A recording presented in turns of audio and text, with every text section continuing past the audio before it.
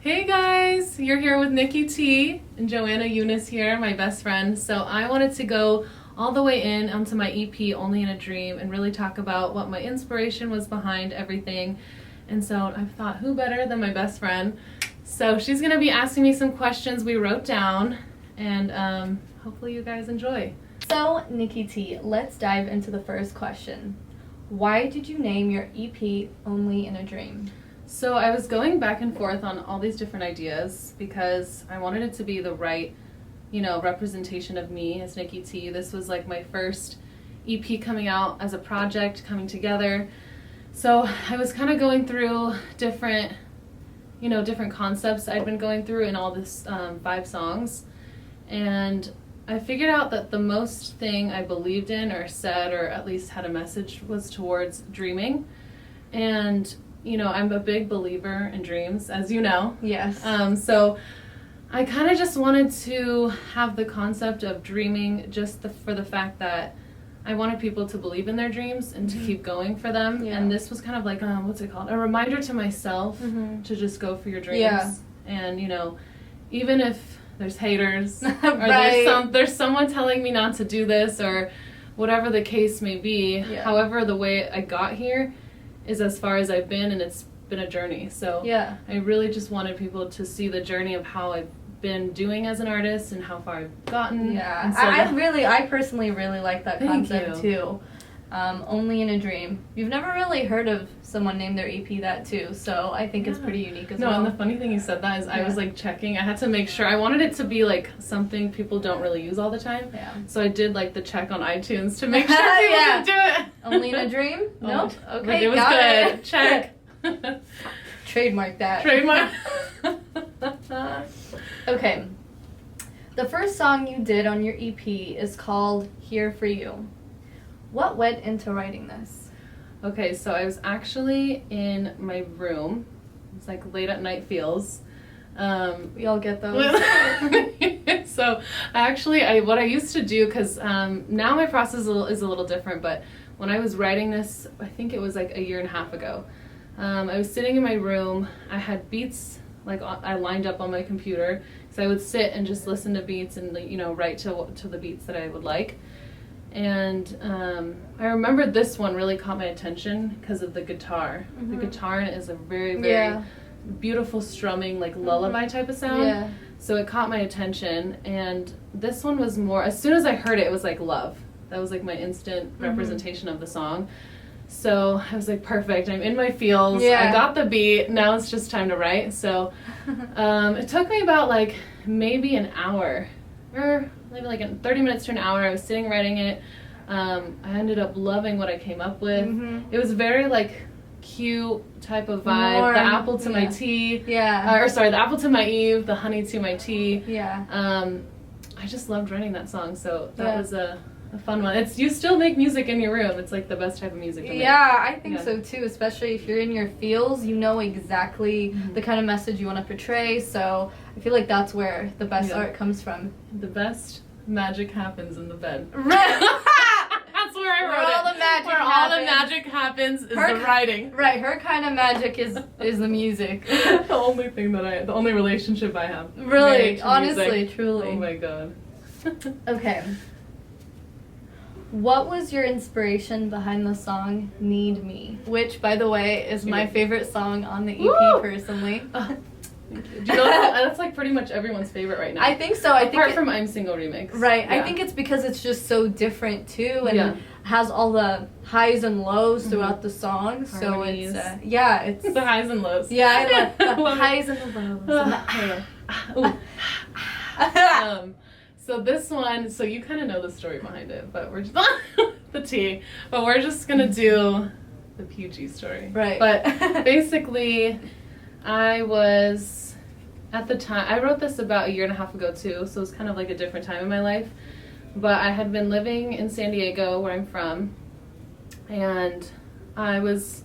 I'm just gonna lay it out on the table here because I'm being vulnerable anyway. But I was really into this one person and. Pretty sure he was into me, but I don't know. I think so. I think we could say the same. Yeah. But it was just kind of hard because we couldn't really do anything about it because there were certain boundaries. Yeah, that person was leaving. Yeah. So it was kind of hard for me because I couldn't get into an emotional state with him because I knew he was going somewhere. So it's really hard to get in a relationship when you know that they're going to leave. It's just not the right time. Yeah, the timing was off, and that's really what I wrote the song about, was like the timing not being there and the fact that I wanted him, but he wasn't there to be wanted, you know? Yeah. So it was just... It felt like right person, wrong time. Right, exactly. Yeah. You know? So it was me wanting someone, and it couldn't happen, but I wrote the song about it to help me find the words to it. Cause it was, and I even told the person too, like because it was so emotionally hard for me to attach myself to someone who was not going to be there, I had to like detach myself. Mm-hmm. And so that's really what the song was kind of about.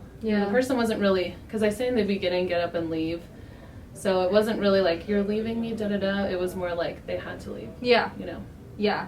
And I think it's important to, know when to really put your foot down too, especially like with the industry that, you're in and everything. It's almost like it's really hard to let anything get in the way. Mm-hmm. So you really need to guard yourself. And the funny thing is that after this happened, like literally 3 months later, I ended up moving myself. So it was crazy. It was like wrong timing all around. It was just and then everything happens for a reason. And you got this good song, so I think it all happened for a reason. Okay. Okay. What was the production or the studio sessions like for the song Need Me? Okay, so I wanted to tell you guys about this because I thought it was the most fun experience to have. I wish you were here. She was gone. It was the summertime. Yeah. So I had made these songs in the summertime. I had worked with the producer called Trackhead. So he didn't produce the beat. It was a beat I had found, but I was really excited to get in the studio with him because he's worked for like amazing people like Beyonce and, different like collaborative, it's a good experience to work with people, I don't want to say above you, but people who are experienced because you can learn a lot from someone. Yeah, you learn from them. Yeah, so I was super excited to get in the studio with him because it was a long time coming. And so when I got in the studio with him, I was I think that was my first time as like a singer that I was like, whoa, where has he been? Where's this person been? You noticed the change in your music, change in my too. Music. Yeah, 100%. Yeah. And so I was shocked because, I've only worked, I don't want to say I've only worked with, the people I worked with were not pushing me as far as I could take it, and it's not like their fault. It was just the fact that no boundaries were being broken, exactly. Like I needed to have that push, and I needed to I needed new people to be, pushing my voice and my sound. So I was super grateful to him. So thank you. Shout out to him for making that happen. Yeah. But so I got in the studio. It was like, I think we had to go back like maybe 2 or 3 times because I wanted to make it perfect and perfect it. Mm-hmm. And so he really pushed me with like the harmonies. He was like, okay, go high on this one, go low on that one. And that was something for me. I was like, wow, oh my gosh, like someone's showing me how to do harmony. Someone's really like testing my limits, Yeah. And there was parts that I remember he was like, okay, sing your highest like level of voice. And I was like, no, I don't think I can do it. Like, I can't push that hard. And he's like, no, you can do it. Like, he knew what I had, and he knew I had potential, but I didn't even know. He knew what I didn't even know I had. So I needed someone to put their faith in me and believe that I could do that. So it was a really, really important learning lesson for me, that studio time. That's how you know they have more experience, too. Exactly. They know what you have in you more than you know, because they've worked with so many people. Mm-hmm. And, they're behind the production. They're putting this whole puzzle together. Yeah. So they know exactly where they want the pieces. And then it was so funny because I swear he goes in the booth. He's like, 1 second. I'm like, what is he doing right now? He starts singing on the mic. He's like, because did you hear, that guy voice? That's him. He goes in and he goes, he does the I want you all night. I want you all night. That's him. Yeah. So he's like, he had that extraordinary idea, and I'm like, what? Like, how? And I love that part, by the way. It's because all of a sudden you're like, wait, hold on, it's not you singing. Yeah. Like, who is this person? I know. And I thought that was just like technology stuff. I didn't realize. He added the snaps, the claps, when the they're haze. so hands on. Yeah, they're so good. And the end, the ending was. know you. That was like my favorite part. Yeah, because that's something so different. Yeah. To what you wouldn't think, you know, people do all it's the like time. you're making a statement towards the end of your song. It was very like, that's a good way to put it. You know? Yeah. That's what I loved about it. Yeah. Yeah. Because then, like, the music started fading away, but, like, your voice was still there. Yeah. That's what I liked. Oh, good one. Need me, everyone. So, you told me that the song Give It To Me was your favorite song on the EP. Why do you think so? Okay, so she knows the heat behind that song, but at that time, like I said, like each song, it kind of represents the time of my life that I was going through. Mm-hmm. So Give It To Me was also, actually wrote that in the summertime. It was actually, it was when I just moved to LA, so it was like August time. And during this time, I was a little confused as to what my next move would be, who I needed to trust. Everyone was kind of like, I don't want to say scaring me, but it was a little scary because when you move to LA, you don't know who to trust. There's this stigma around, you know, the music industry that people are going to F you over, people are going to be rude, people are going to take advantage of you. And as like a young artist and singer myself, I didn't want to be put in that category where I was, you know, every story like where you got taken advantage of. So this was kind of my song as an FU to like the industry. And that's what people don't know. People think it's about like a guy that I dated or something, but it's more talking about the industry and how no matter what you say, what you tell me, I'm still going to go for my dreams. I'm still going to make it happen, and I'm still going to push through this industry. Yeah. So that was kind of like, every time I hear it, it's a reminder that I've made it this far. And so every time I listen to like Give It To Me, I'm like, oh yeah, you know what? Stop being in your head. Like, this is what you're meant to do. You should keep going. Well, I actually feel like this song in particular really represents the whole point of your EP, which is Only in a Dream, because the song Give It To Me is actually the song where I felt like Nikky was the most emotional, angry, the most vocal I've ever seen her. And I feel like it's because a lot of people have come her way where they might have like taken advantage of you, took advantage of your niceness, or just really used you in certain ways.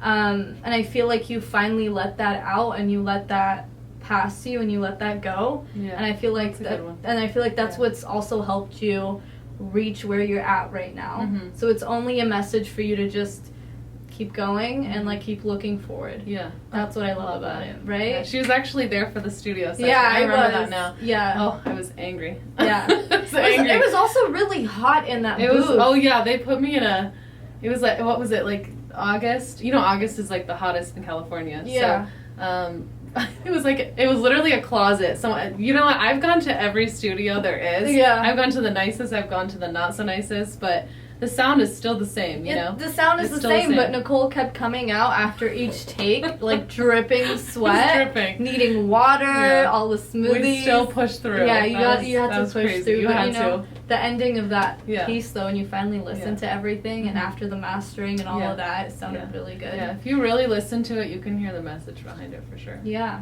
exactly. What was it like working with your feature, Don Elway, for Ladies' Night? Ooh, okay, so one of my favorite songs. I love that song. She goes every song. Every song is my favorite song, but I really love this one. Yeah. So, okay, so here's the funniest story. So when I started out, I want to say I was 17 when I started recording, but when I started getting out into the music world, I want to say I was like 19. Yeah. Because it was my sophomore year That's what I think too. Of college. Yeah. So it was, I'll never forget, I had been on, I was posted on a flyer for one of my shows. Yeah. I was 19 years old. It was actually at a strip club. I'm not going to name the name because I don't want to get anyone in trouble. But it was kind of like the only place that I had known to perform. I performed there one time, but this was my second time performing there. And I wasn't actually a stripper, you guys. Let me get that clear. It was like the back room where like people could perform. Yeah. But I was on a flyer. It was the only girl. Sorry, I was the only girl on this flyer, and I was like, wow, that's pretty dope that I can actually, be taken seriously and be on this flyer. Yeah. That was kind of like my first like mental into like wow, women are not really represented as much in the industry. Oh yeah, 100%. So I was pretty happy about that I was the only girl. So women represent. But anyway, as I was on this flyer, I noticed that there was a person named Don Elway. And when I posted the flyer... I actually don't know the story. Oh yeah, you haven't heard I'm this. like, so okay. I remember as I posted this flyer, I had all these like young, I have like obviously music followers, people who do music, all these, young rappers messaging me like, oh my gosh, like you're doing a show with Don Elway, like this is huge. And I'm like, I'm not too, like, I don't know too much about the rap. At that point, at that point, you weren't so familiar. Yeah, I didn't know the San Diego rap community. I wasn't really sure on it. So I was like, who is this guy? I've got to look him up because everyone kept asking me who it was. Yeah. So finally I look him up and I'm like, whoa, he had this big following. Like, he had like 15,000 followers. And I was like, whoa, that's big for me. Yeah. I had like, what? Maybe 1,000 at the time. Yeah. So I was like, wow, this is so cool. Not that following's everything, but as an artist, you really want to push to get a bigger following. Yeah, platform. Fan base. Yeah, exactly. Platform. So I'm like, wow, okay, this guy looks really cool. Like, I can't wait to meet him at the show. I have to like say hi. I have to like get in somehow with him. Yeah. So anyway, I go to the show. I perform. It was a good show, and finally I meet him. He comes later on with like his whole entourage, like a whole entourage with him. And he seemed super cool. Like, I saw him, actually, I couldn't stay long. I think we had somewhere to go because he came in pretty late, but at least I got to say hi. I got to say what's up. Like, I'm Nikky T. Nice to meet you, whatever. And afterwards, a thing that I do as an artist is I like to reach out to people and message them and know, like, so they remember my face after I meet them.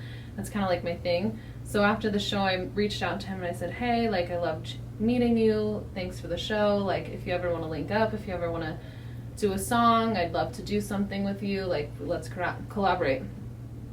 So we stayed in touch. Nothing too big happened until about maybe 6 months later. I had started working on my own music, and that's when I wanted to do my EP. Mm-hmm. And I reached out to him and I said, hey, I'd love for you to be on my stuff. You seem really cool. I love your platform. I love your message. I really love your rapping. He's really talented. Yeah, he is. And so I'm like, what can I do to get you on my music? Like, I had no idea if he would say yes. Like, who is this girl? Like, Yeah. Some people see me as a pop artist. I don't know if he's going to want to collab with me as a pop artist or like R&B. Mm-hmm. So he was like, I was shocked because he was so down. He's like, yes, I'd love to. Let's make it happen. So eventually, I think like maybe a month later, we get in the studio. We make this amazing hit. I don't want to say hit, but amazing record called Ladies Night. I think it's a hit. But I personally love it. Thank you. But the funny thing is that people don't know, and I want to tell this story, is the first time I went in there, I was pretty confident with what I had, with my stuff, and he went in there and just killed it. He killed the song. Yeah. And I was like, wow, I was not... I knew he was good, but I didn't know he was, like, that good. Yeah. I was not expecting it, and I was like, wow, I need to go back to the drawing board, because the fact that... And the reason I tell this story is because I want artists to know that you're continuously going to be growing. Like, you can't take something and be like, I'm shit, and then be like, I can't work with this person. Like, this person was making me grow and wanted to show me how to, put in some really good work, and if I wanted to have good work, I would have to go back to the drawing board. So I came up with a whole new verse, and I kept the hook. I came up with a new verse. I came up with some new stuff because I didn't like the way it was rearranged. And anyway, that's how Ladies Night came about. And so I just thought it was super cool to work with him and have someone also whose experience come in and show me how it's done. Yeah. So I don't think he knows this story. He doesn't know like the full extent of the story. So shout out Don Elway for making that happen for me. And ever since, he's been the coolest guy. He actually came out and surprised me. I didn't even know he was coming to the release party, and he performed. So thank you for that. That made my day. That's so nice. I know, it's so nice. Yeah. So thank you for that. That was like a dream come true. Yeah. And I feel like that just shows how much of an impact you made on him too, because he was willing to go that extra mile and surprise you. That's really nice. And the funny thing is, after the show, I didn't really... he's not a quiet guy, but he's like mellow. He's the type that, like, if he says something, he means it, So after the show, he's like, man, Nikki, like, the reason I worked with you is because I believed in your art. I believed in you. I don't work with people I don't believe in. Yeah. So I just want to let you know that I gave you that chance because I really, really believed in your craft. That's so I was so like, nice.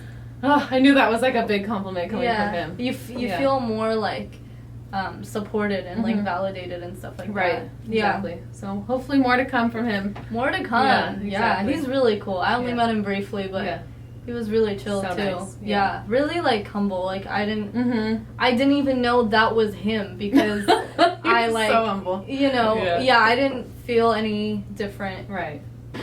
For Ladies' Night, I really liked the take you had on woman empowerment. So was this the message you were trying to relay in the song and in your EP in general? Definitely. So when I wrote this song, I really had in mind the message to where, you know, as a woman, I think it's really important, and, you know, people could be wrong, but it's my own take on things, that we should be able to, you know, do our own thing, have our own passion, pursue whatever we want. Really just go for whatever you think is possible. You know, I don't think there's a limit to our success. No. And, you know, I think sometimes there's boundaries put on us by society, by men, by, you know, just in general. Totally. And I just don't agree with it. So that was kind of like my take on it. You know, it's just that was me kind of testing my limit and pushing us to the limit where, you know what, we're worth something. Yeah. We can amount to so much. We have so much to live for. Yeah. We have more than just cooking and cleaning. Right. You know, we get to live a good life, and we, you know, and take our bodies can handle much more. Our temples. Our bodies are temples too. Our temples, and they can do so much more than just giving birth. Exactly. Oh, preach. I'm like, but I really, I honestly, I just wanted to, you know, be able to say that you can make your own money, you can be a boss, and you can be about your work. Yeah. So that was a big takeaway from that song. And I also wanted to, you know, put in there, like, us girls going out, having a good time, having fun, but also, you know, work hard, play hard. Yeah. You know, I wanted to have both of those in there. And, you know, even, we kind of touched upon it before, but even as a woman in the industry, it's very, very difficult to be taken seriously, and I cannot relay this more, because every time I'm in a room, look up and down. Every time I walk in somewhere, it's like they see me, they see the outfit, they see the hair, they see the blonde eye, or sorry, not blonde eye, they see the blue eyes, green eyes, you know, before they see the dedication. Appearance. They see the appearance, right, is what I'm trying to get at. See you as an object before they really look into you. Right, exactly. And so that's what it's so hard, is my appearance is always judged before my character and my talent. And so to me, that song was really trying to relay how I just want to get there, and I want to make it there without having to deal with that, without having to like have to feel like I have to push extra hard. Yeah. But it's, you know, it's the reality, and that's what makes it so much better and worth getting there. I definitely feel like women have to work 10 times harder to prove themselves. But then I also feel like we could use that to our advantage, because we are working 10 times harder. And true. And then that's only going to grow your talent and your network. Exactly. And, you know, net worth. Yeah, net worth. and your net worth. Yeah. So it's, you can never go wrong with working too hard. Exactly. Yeah. But anyway, just remember, women, respect yourselves, love your body, Respect feel confident. yourself. Yes. Love your body. Feel confident. Feel good. The only love that comes from anywhere comes from you. Okay. Your love should come from within. And you know, you don't have to like agree with everything we're saying, but that was just my take on the song. I would hope most people I would agree. hope, yeah. Right. Hopefully. We're in 2020 now. I hope you respect equal rights. Preach.